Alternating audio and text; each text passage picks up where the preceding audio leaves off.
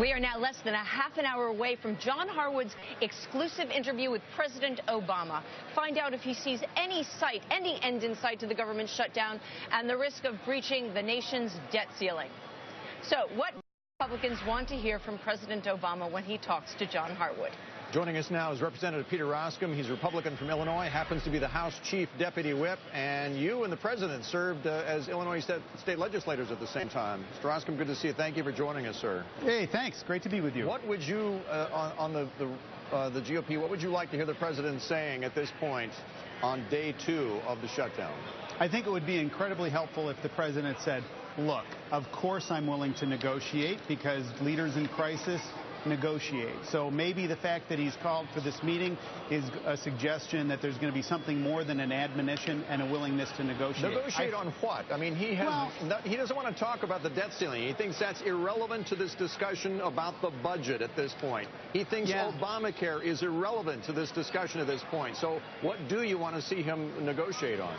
Well, what I'd like to see him acknowledge is Obamacare cost $1.9 trillion over 10 years. So, of course, it is related to the debt ceiling. And, of course, it's related to the current spending conflicts. The other thing is, let's not lurch from one crisis to another. Let's not solve this government shutdown mess only to be right back into the soup as it relates to the debt ceiling. But Representative Roskam, are you guys done with the Obamacare thing? I mean, are you going to keep bringing that up, or is this over? Are we really going to have budget talks now and not try to push them on Obamacare? So here's what the House has done. The House has said, let's pass the continuing resolution, and let's do 2 other things. Let's make sure that members of Congress are treated the same way as everybody else and that there's not a special class. And let's also make sure that the business break that was afforded based on the President's delay of the employer mandate, that gets afforded to individuals as well. So fairness for all the way around. And, I mean, there's a certain irony that the very bill, that is Obamacare, that is supposed to be so terrific, is something that Senate Democrats are desperately trying to get out of on a personal level. So we're just trying to say treat everybody fairly and from the government. Are you suggesting when John Boehner goes in there, is he going to, I mean, we're still going to be talking about trying to get a delay for 1 year. That's what they're going to ask the President for? A 1-year delay of the individual mandate, absolutely. Look, that's the only thing that's in play. The President has not come back with another offer. Harry Reid hasn't convened the Senate and done anything serious. Well, wait a minute. The House has acted. He made an offer today to John Boehner saying that if you will pass a clean continuing resolution bill to reopen the government, then he will sit down and have serious budget discussions. Does that resonate at all in the House? No, of course not. I mean, that means nothing. In other words, you don't think he will? No, I don't think he will. So in other words, he's suggesting just keep it open and don't make any changes and just talk about future changes. Isn't that how it's supposed to work anyway, sir, that you keep the government open as you have budget discussions? Right, but you have budget discussions around these ideas to keep the government open. So, for example, the House has acted already to move and will be moving today to make sure the National Institute of Health is funded, to make sure veterans are funded, to make sure the national parks are funded. All of those things in an effort to move forward to try and take some drama out of this holy court.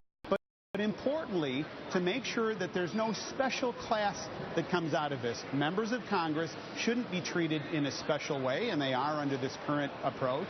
And also, individuals shouldn't be more adverse under Obamacare than businesses are. Sir, so are you willing to carry this all the way to the debt ceiling?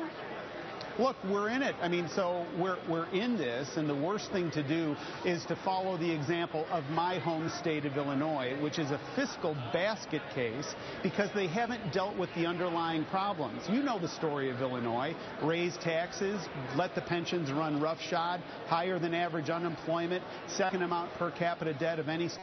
And we've been downgraded 3 times. That is exactly what happens with avoidance behavior in Washington, but it just doesn't have an impact on one state. It has an impact on the whole nation, and we're saying we need to have this. We've got to deal with this now, and let's put entitlements on the table. Let's get right to the debt ceiling, but let's not lurch from one crisis to another. Let me go back to something you said a moment ago, that Congress should not get special treatment in this whole process. I assume you're talking about the fact that you guys are still being paid even as the government is shut down, unlike And their health care is going to be subsidized, and all their aides, by the way, are going to get their health care subsidized. So anticipating your question, I've already written a letter. Right, I've already written a letter to the clerk saying, hold my paycheck. And what we're fighting about now is this whole notion of this special subsidy for members of Congress. And for the life of me, I don't understand how a Senate Democrat with a straight face can say, we have a wonderful plan for your lives, America. We're just not willing to endure it ourselves.